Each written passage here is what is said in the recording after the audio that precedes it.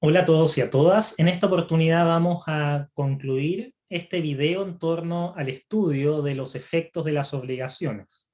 Dijimos que tres son los grandes efectos de las obligaciones. Por un lado, la acción de cumplimiento. En segundo lugar, el cumplimiento por equivalencia o indemnización de perjuicios. Y en tercer lugar, los derechos auxiliares del acreedor. En el video pasado logramos estudiar los dos primeros y en esta oportunidad vamos a estudiar con un cierto pormenor los derechos auxiliares del acreedor. Bien, en cuanto a su concepto, debemos señalar que son todos aquellos mecanismos de que dispone el acreedor frente al probable incumplimiento del deudor que se encuentran destinados a mantener, incrementar o restaurar el patrimonio del deudor. Lo repito, los derechos auxiliares del acreedor son todos aquellos mecanismos o herramientas de que dispone el acreedor frente al probable incumplimiento del deudor. O sea, se pone en la hipótesis de una probabilidad y cuyo horizonte es mantener, incrementar o restaurar los bienes dentro del patrimonio del deudor. Bien, existen distintos derechos auxiliares del acreedor, que son los que pueden ver expresamente en su pantalla. Vamos a ir viendo uno por uno. En primer lugar, las medidas conservativas. Las medidas conservativas las podemos entender como aquellos mecanismos que tienen por objeto mantener intacto el patrimonio del deudor. Son aquellos mecanismos, instrumentos que tienen por horizonte, por finalidad, mantener intacto el patrimonio del deudor, evitando que salgan de su poder los bienes que lo conforman con el objetivo de hacer posible el cumplimiento de la obligación. Las medidas conservativas, lo repito por última vez, son aquellos mecanismos que establece el ordenamiento jurídico y que tienen por finalidad mantener intacto, mantener petrificado el patrimonio del deudor, evitando que salgan de su poder los bienes que lo conforman, los bienes que lo integran, con el objeto final de hacer posible el cumplimiento de la obligación. Dentro de las medidas conservativas podemos identificar en primer lugar a todas las medidas precautorias del artículo 290 del Código de Procedimiento Civil. Por ejemplo, el secuestro de la cosa, la retención de bienes determinados, el nombramiento de uno o más interventores, la prohibición de celebrar actos y contratos sobre bienes determinados, etc. También podemos identificar como medidas conservativas a la guarda y a la aposición de sellos, que se encuentra regulada entre los artículos 1222 y siguientes del Código Civil, principalmente en materia sucesoria, y también, por supuesto, integra como otra medida conservativa la confección de inventarios solemnes. La confección de inventarios solemnes son mecanismos conservativos de que dispone el acreedor. La confección de inventario solemne se requiere para múltiples trámites en nuestro ordenamiento jurídico. Bien, eso respecto del primer derecho auxiliar del acreedor. Pasemos ahora al segundo, la acción subrogatoria o también llamada la acción oblicua. También otros autores le denominan la acción indirecta. La acción subrogatoria u oblicua es aquella que se le concede al acreedor para ejercer los derechos y acciones del deudor cuando éste, de forma negligente o dolosa, no los ejercita, provocando un riesgo de insatisfacción del interés del acreedor. Lo repito, la acción subrogatoria, oblicua o indirecta es aquella que el ordenamiento jurídico le concede al acreedor para que éste ejerza los derechos y acciones del deudor cuando éste, culposo dolosamente, no los ejercite poniendo en riesgo, poniendo en entredicho la posibilidad de satisfacción del interés del acreedor. Por ejemplo, en la situación en donde el deudor repudia la herencia, o la situación en donde el deudor renuncia a la donación realizada en su favor, a esa liberalidad. O por ejemplo, cuando el deudor no está cobrando sus rentas, por ejemplo, de un arrendamiento. Entonces, en esos casos se licencia al acreedor para que éste pueda ejercer a nombre del deudor dichas acciones. Los requisitos que han de concurrir para que haya lugar a la acción subrogatoria son los siguientes. En primer lugar, el acreedor debe tener interés. Ese interés naturalmente debe ser pecuniario en cuanto al ejercicio de las acciones cuya titularidad radica en el deudor. Entonces, el acreedor debe tener un interés pecuniario en el ejercicio de aquellas acciones que el deudor culposo o dolosamente no está ejercitando. En segundo lugar, el crédito debe ser puro y simple. El crédito entre el deudor y el acreedor debe ser puro y simple, es decir, no estar sujeto a alguna modalidad como un plazo o condición. En tercer lugar, se requiere necesariamente de culpa o dolo del deudor en cuanto al no ejercicio de sus derechos. O sea, se requiere imputabilidad del deudor en cuanto al no ejercicio de sus derechos. Esa imputabilidad puede ser culpa o dolo. Y por último, el acreedor solamente puede ejercer acciones patrimoniales o sobre cosas embargables. Es decir, el acreedor no puede ejercer acciones de carácter extrapatrimonial de cuya titularidad sea del deudor, sino que solamente puede ejercer acciones patrimoniales o sobre cosas embargables del deudor. Bien, eso respecto de este segundo derecho auxiliar de los acreedores, ¿cuál es la acción oblicua, subrogatoria o indirecta? Pasemos a continuación al tercer derecho auxiliar del acreedor, ¿cuál es la acción pauliana o la acción revocatoria? A esta la podemos entender como el derecho concedido al acreedor y que tiene por objeto, por finalidad, revocar o dejar sin efecto los actos fraudulentos del deudor realizados en perjuicio de sus acreedores. La acción pauliana es aquel derecho que el ordenamiento jurídico le concede al acreedor y cuya finalidad es revocar o dejar sin efecto todos aquellos actos fraudulentos del deudor realizados en perjuicio de sus acreedores. Se persigue mediante la acción pauliana que se reintegren aquellos bienes que han salido fraudulentamente del patrimonio del deudor, provocando un riesgo en cuanto a la insatisfacción del crédito del cual es titular el acreedor. Los requisitos para que opere la acción pauliana o la acción revocatoria son los siguientes. En primer lugar, se requiere el interés del acreedor.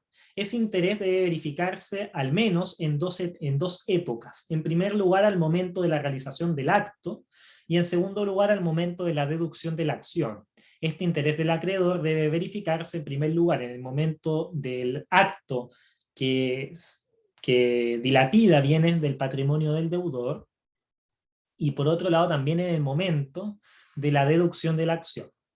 El segundo requisito es que el deudor debe encontrarse en un estado de insolvencia o muy cercano a la insolvencia. La insolvencia se verifica esencialmente cuando se produce la cesación de pago, es decir, el deudor, disculpen, no tiene bienes suficientes para poder satisfacer íntegramente todas sus obligaciones. Básicamente estaremos en insolvencia cuando el pasivo sea superior al activo patrimonial. Bien, en tercer lugar, el crédito entre el acreedor y el deudor debe ser puro y simple, aunque la doctrina también admite la acción pauliana, la procedencia de la acción revocatoria, tratándose de los créditos sujetos a modalidad, por ejemplo, un plazo o una condición. Y por último, el cuarto requisito, quizás uno de los más relevantes, es la concurrencia del fraude pauliano, la concurrencia del fraude o del dolo pauliano. Este se entiende como un tipo específico de mala fe consistente en el conocimiento, la conciencia del mal estado de los negocios del deudor. El conocimiento del mal estado de los negocios del deudor. Tratándose de los contratos gratuitos solamente se exige el fraude pauliano o la mala fe en el deudor. Solamente se requiere la mala fe, tratándose de los contratos gratuitos, en el deudor. Es decir, él debe haber tenido la conciencia del mal estado de sus negocios. En cambio, tratándose de los contratos onerosos, se requiere de la mala fe, tanto del deudor como también del tercero adquirente, para que proceda la acción pauliana. Tratándose de los contratos onerosos, se requiere la mala fe del deudor y también del tercero adquirente. Esto supone una carga probatoria bastante intensa respecto del acreedor. ¿Por qué? Porque el acreedor va a tener que acreditar la mala fe, tanto del deudor como también la mala fe del tercero adquirente, y esta mala fe específica consistente en la conciencia del mal estado de los negocios del deudor. Bien, las características de la acción pauliana son las siguientes. En primer lugar, se trata de una acción directa del acreedor. No es una acción subrogatoria como si era la anterior. En segundo lugar, se trata de una acción personal, dado que deriva de un derecho personal entre el acreedor y el deudor. En tercer lugar, se trata de una acción patrimonial. Es decir, su contenido susceptible de apreciación pecuniaria.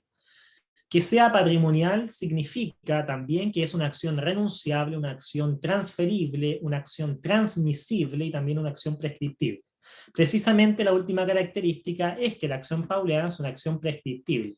Prescriptible en el plazo de 1 año desde la celebración del acto o del contrato.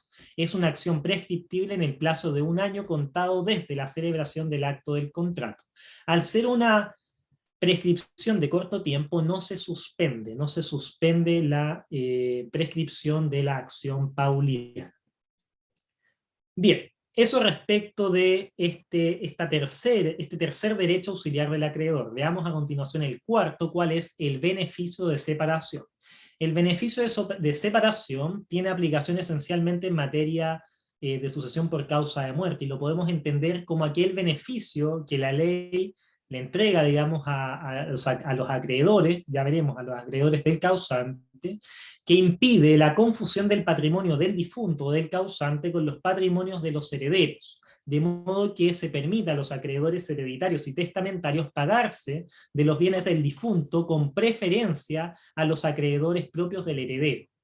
El beneficio de separación, grosso modo, es aquel beneficio que impide la confusión patrimonial, por un lado, del patrimonio del causante y por otro lado, los patrimonios de los herederos, de modo que se permita a los acreedores hereditarios solicitar este beneficio, acreedores hereditarios y testamentarios, para solicitar este beneficio y por lo tanto tengan preferencia en pagarse de sus créditos con los bienes propios del patrimonio del causante y no se confundan con el patrimonio del heredero, porque en ese caso, al confundirse los patrimonios, tanto los acreedores del causante como los acreedores del heredero se confunden y todos van a estar persiguiendo un mismo patrimonio ya confundido. Entonces lo que pretende esta institución es separar esta confusión, esta posible confusión. Bien, y por último, encontramos como quinto derecho auxiliar de los acreedores, a pesar de que respecto a este último se discute en doctrina, es el derecho legal de retención. El derecho legal de retención. A este lo podemos entender como la facultad concedida por la ley al detentador de una cosa que debe entregar o restituir para rehusar legítimamente la entrega o restitución y conservar la cosa mientras no se le satisfaga el crédito relacionado con ella. Entonces, lo repito, el derecho legal de retención es la facultad que la ley otorga al detentador de una cosa para rehusar la entrega o la restitución de ella hasta que la contraparte le satisfaga el crédito relacionado con él. Bien, los requisitos para que haya lugar al derecho legal de retención son los siguientes. En primer lugar, que haya detentación de una cosa. En primer lugar, que haya detentación de una cosa. En segundo lugar, que exista la obligación de restituir esa cosa. En segundo lugar, que exista la obligación de restitución de la cosa. En tercer lugar, que exista un crédito insoluto entre el detentador de la cosa, quien es el acreedor, y el dueño de la cosa, quien es el deudor. Debe existir necesariamente un crédito, una obligación insoluta entre el detentador y el dueño de la cosa. El detentador es quien tiene la obligación de restituir y el dueño de la cosa es aquel titular del derecho personal a que se le restituya la cosa. Pero en otra obligación correlacionada con esta, los roles se invierten. Es decir, el detentador es el acreedor de una obligación insoluta y el dueño de la cosa es el deudor de una obligación que aún no paga o que aún no cumple. Bien, en cuarto lugar, la cuarta característica es que debe existir una relación causal, si se quiere, entre el crédito y la obligación de restitución. Debe existir una relación entre el crédito y la obligación de restitución. En quinto lugar, para que opere el derecho legal de retención se requiere de un texto legal expreso, es decir, la ley únicamente explicita en qué casos procede el derecho legal de retención, por ejemplo en el comodato o por ejemplo en el arrendamiento.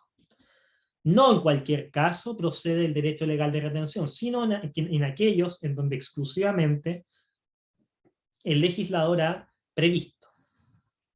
Y en sexto lugar, para que opere el derecho legal de retención debe ser declarado judicialmente. Para que opere el derecho legal de retención debe haber sido declarado judicialmente. Veamos a continuación cuáles son los efectos del derecho legal de retención. En primer lugar, el titular de este derecho legal de retención tiene derecho a conservar la cosa hasta que le pague. El titular del derecho legal de retención, es decir, el detentador de la cosa, tiene derecho a conservar la cosa hasta que le pague.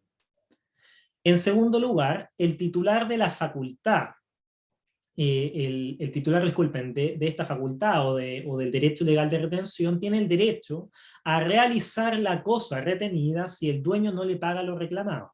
O sea, el titular del derecho legal de retención tiene la facultad, tiene la posibilidad de realizar la cosa, o sea, venderla, liquidarla, si el dueño finalmente no le paga lo reclamado. Para que con la liquidez que de esa realización surja pueda pagarse, al menos en parte, de la obligación insoluta. Y en tercer lugar, un tercer efecto es que el titular o detentador de la cosa, el titular del derecho legal de retención o detentador de la cosa, goza de preferencias en cuanto a la prelación de créditos. El titular del derecho legal de retención goza de preferencias en la prelación de créditos. Si la cosa sobre la cual pesa el derecho legal de retención es mueble, el detentador de la cosa goza de preferencias de segunda clase. Goza de la preferencia de segunda clase, que es la misma que la del acreedor prendario. En cambio, si el derecho legal de retención pesa sobre una cosa inmueble, el detentador de ella va a gozar de preferencia al igual que el acreedor hipotecario. Al igual que el acreedor hipotecario, es decir, un crédito de tercera clase. Entonces, lo repito, el titular del derecho legal de retención o detentador de la cosa goza de la preferencia del acreedor prendario o del acreedor hipotecario, según sea la naturaleza, mueble o inmueble de la cosa retenida. Bien, con esto entonces damos por concluido este resumen en torno al estudio de los efectos de las obligaciones. Espero les haya servido la explicación y nos vemos en una próxima oportunidad. Hasta pronto.